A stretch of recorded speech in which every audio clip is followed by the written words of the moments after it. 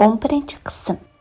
Qal'aning ichidagi sirlarning buncha murakkab ekanligini hech kim aytib boqmaganligi uchun ular borgan sira qiyinlashga boshladi.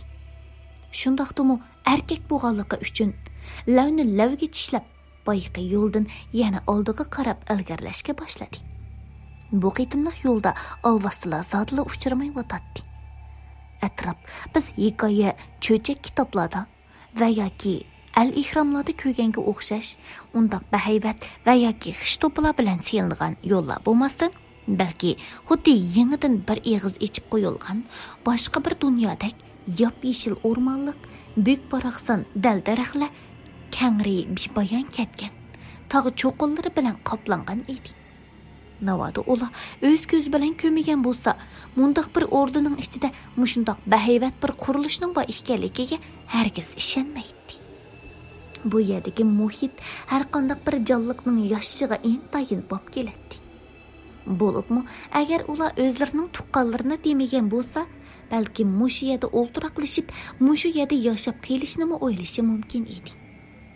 Turg'un qal'aga kirgandan beri mengibla kelayotganligi, ya'ni kelib atrofdagilarga yetguchi harduq yetib ketganligini o'ylab, mushu yerda biroz demini elib olishni o'ylashdi.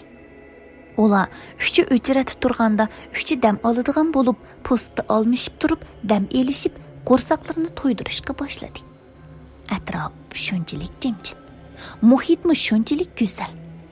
Ondan boshqa har xil o'moq, kichik oq to'shqanchaqlar atrofni bir qoplagan edi. Turg'un ichida ularni ko'rib, balkim bu olvasning bir yelisi bo'lsa kerak deganlarni o'ylagan bo'lsa, lekin ulardan hech qanday bir noma'lumlikni sezmagandan keyin aramini bahramon olay deb turishiga vali yana bir tarafdan qo'lida oppoq ishki to'shqanning qo'lqidan ko'tarib kelganicha, "Odash, qara, mana shu to'shqanni qaysi umoqga? Qaysi umoq bo'lsa, men shuni beqib olaman. Ularga nima deb ism qo'ysam bo'lar?" deganicha, xuddi kichik boladek to'shqanchaqlarga qarab saranglarcha kulib, ularni erkiltib o'tadi. Turg'unmu Valining bu qiliqidan faraqida kulib tashladi. Atrofdagilarmi tangla uningga qarab, "Voy Vali, asli seni qiziqchi bola deb o'ylab yuribdik. Sen bir kichik qiz bolaning rolini o'tapasan bo'ladi ekan-juma. Qara, to'shqanlarni ko'tarib olgan holatingni." deganicha uni mazoq qilishga boshladi. Vali bo'lsa, "Senlar nimani bilasan? Mushundaq umoq to'shqanlarga omroqlik qilishni bilmaydigan kalvalar. Voy bo'ldilar, hey. Sen kalvalarga maslahat sag'ucha, o'zimni ism qo'yaveray." deganicha o'ng qo'lidagi to'shqanchaqqa qarab, "Sening isming Pomidor bo'lsin, sening isming Kollek Besay bo'lsin." deganicha to'shqanning oppoq qo'lqining ustiga o'zi sumkaga silib olgan qora qalamida rasm chizishga boshladi. Turg'un boyidan beri uning bu qiliqlarga chidab kelgan bo'lsa, amdilikda "Nima qilsa, bir obdan oppoq to'shqanni qop-qora qilib, to'shqanni qo'yib turayli. Qara, seni qo'ygan ismlaringning satligini. Nima u? Pomidor, Kollek Besay degan. Yana bir atal to'shqanni tepib kelsang, bu ismni tuxum deb qo'yamiz, a? Biroqli bir taqis qo'rin bo'ladi ekan." Turg'unning so'zidan boshqalarni o'zlarini tutib ololmay paraqida kulishga boshladi. Ularning kulganiga qarab, Vali pisandmi qilmasdan, "Qo'rma desang, hajab qo'zqamashdi. O'tay bir chatga. Men azroq yey." deganicha qo'lida ko'tarib olgan to'shqanlarni quchqiga qo'yib, oldidagi qizarib pishgan nonni o'shtig'anicha eg'iziga silishga boshladi. Ular necha soatdan beri atrofida bir noma'lum narsalarni bayqamaganligi va yoki bir qo'rqinchli narsalarni his qilmaganligi uchun atrofdan ozroq xotirjam bo'lib, yaqin atrofdagi ko'lchakka berib bahramon yuyinib olgandan keyin bugun bir kecha mushiyada qo'nib, atganlikka yo'lni davom qilishni o'ylashdi. Ular o'z paranglari bilan birga kashma kirib qolganligini to'ymay qilishdi. Faqat atrofdagi to'shqanlar u yoq bu yoqqa guldirlab yugurganicha qashqanadilar, ondan o'zining oshu qo'rqinchli o'rdida ekanligini esiga elib saygaklashishga boshladi. Hammasi "Bu nemish bo'g'ni? Odamlar qirg'anda hayvonlarni bekra xiyim xatlarini sezalaydi deydigan. Bir ish bo'lmaydigan-da, ha?" dedi Turg'un atrofdagilarga. Atrofdagilarmi beshini chayqaganicha, "Shundayna adash, bizim bilmadik. Bu zodi nemishdi? Lekin to'shqanlar faqat daraxtning ustiga qarab qechyotdi. Biz shunday qilishimiz kerakmi doya? Deyishganicha hopila-shapila tezlik bilan narsalarni ko'tarib, o'zlariga eng yaqin bo'lgan va eng mazmut qiyri ko'na daraxtlarning ustiga chiqib panohlanib, o'zlariga yiqilib kelayotgan xim xatardan daldlanmoqchi bo'ldi. Lekin ular tarafga hech qanday bir maxluq yaqinlashmagan edi. Mana amdilikda atrofida ravurus qop-qorong'u tusga kirib, oyning sho'lisi yer yuzidagi ko'lga tushdi. Shundaqla ko'lma xuddi odatdagi suvga emas, balki sehrlangandek boshqacha rangga kirishga boshladi. To'g'risini aytganda, ko'ldagi baliqlardan tortib so'psuzlik va yo'riq ko'rinayotdi. Bu zodi nima ish? Deganicha Vali chaqchaq aralashla oppoq bo'dak bir to'shqanni ko'targanicha ko'lga tashlavatdi. Afsuski, Vali qilgan chaqchiqining to'limi eshib ketganligini bayqadi. Ko'lga tushgan to'shqan chirqirgan ovoz bilan tang tuklari kuyib, qop-qora rangi o'zgarib, so'ngaklari ko'l yuzida layladi. Lekin ular kunduzi tig'i bu suvga tushib, bahramon o'zib yurgan tursa, nima uchun kech bo'lishiga bunda qo'rqinchli holatga o'zgaradi?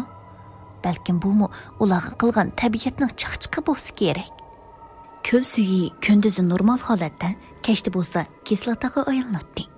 Shuning uchun to'shqanchoqlarmi kunduzlari xushal-xuram, dal-daraxtlar, o'simliklar bilan tang bir-biriga irmash-chirmash bo'lib o'ynagan bo'lsa, kechalari saygaklikni oshirib, o'zlarini qo'g'dash uchun daraxt ustiga chiqib elishadi. Mana shundoq har holda olvosli va qo'rqinchli maxluqlarga uchramagan holatda bir kechani o'tkazib olgandan keyin atisi o'rnidan turib, ko'l suyiga yana bir boshdan sapsilishga boshladi. Amdilikda bo'lsa, ko'l suyi tinch holatda bo'lib, ussigan to'shqanchoqlarmi ko'lning yanida armana og'ach bir-biri bilan o'ynashib turadi. Ular ko'l suyiga qarab, tunugun kechadan beri ko'lga tushib, hayotidan ayrilgan jonliqlarga biroq bir ko'z yugurtgandan keyin ko'lning yon tarafidan so'psuzlik suvni safar jarayonida ichish uchun ishlatadigan suv qapoqlariga to'ldirib, qachilig'icha yuk taqlarini ko'tarib yo'lni davom qildi. Bu qitimliq safar bir tarafdan to'limi qo'rqinchliq va xiyim xatarga to'lgan bo'lsa, yana bir tarafdan shunchalik ma'nili tuyulmoqda edi. Mana bara-bara har xil xiyim xatarni boshdan o'tkazgandan keyin atrofdagi hammalarning ularga bir-biriga bo'lgan mehr muhabbati texmi cho'nqurlashib, bu qitimliq safarni tamomlash oldida turib-atdi. Yo'l mangan sari har xil shakl va odam ishengisiz fantaziyali kinolardagidek manzillar ko'z oldida namoyon bo'lmoqda edi. Ularning tarixiga shuncha jafo tatqiniga tushliq, shuncha uzun yo'llarni besib, xiyim xatarlardan o'tib, mana ko'zlagan manziliga yetib keldi. To'satli qo'liqiga qayiqlardandir birining ovozi anglashga boshladi. Bu ovoz garchi to'limi yiroqdan anglanayotgandek g'uva bilinsimi, ammo birla anglab farq qilish unchalik tas emas edi. Ular ovoz chiqqan tarafga texmi yaqinlashib, bir qizning qumluqning ustidagi bir toshda o'ltirib, oldidagi jaranning boshlarini silayotganligini ko'rdi. Bu yerda ulardan boshqa yana odam borligini o'ylab shunchalik xushal bo'lganicha, ular u qiz tarafga yaqinlashdi.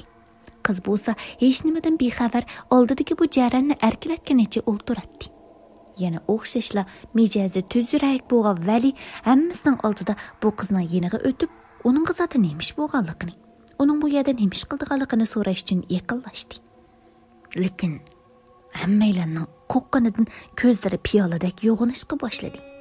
Chunki u qizning kaynida Validan balduroq intayin qo'rqinchli ko'zlari yo'g'an poltiyib chiqib ketay degan, o'ng ko'zida qonlar to'xtamay eqiyotgan, chiroyining yon tarbi teshig'i poltiyib chiqqan, ko'zlaridan allaqandoqdir bir qo'rqinchli o't yenib turadi. Chachlari oppoq uzun yerga tekkan bo'lib, chechi so'rilib mangan. Lekin qum barxanlarining ustiga izi monument deb chiqib turadi. Alvasti qop-qora uzun tirnoqlari o'sib ketgan, qon tomchib turgan qo'llarini o'sha chiroyli qizga uzatdi. Vali bo'lsa ko'z oldidagi bu manzaradan bakra qo'rqib, joyida qimirlayolmay, qo'qqini chiroyiga chiqib ketgan holda tomdak totirib turadi. Ular yana nemishlar bo'lganligiga qiziqib, ularga sapsilishga boshladi. Alvasti bilan qiz Alvastining qo'li tegish bilan tuyuqsiz g'oyib bo'ldi. Ular bu zoti nemishdi? Buningda qanday sirlar bordi? Mana mushularni o'ylaganicha bir-biriga qarshib turayotganida, bayqa chiroyli qiz yana paydo bo'ldi.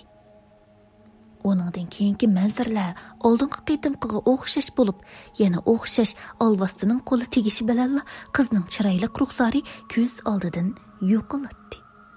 Ular ana shundoq ermash-chirmash xiyollar ilgida turganida ko'z oldidagi bu voqealar to'xtamasdan aylanib, tuyuqsiz yer zamin qattiq tavrashga boshladi. Hammasi qo'qqanidan ko'zlari chiqib ketayli deb qolgan edi.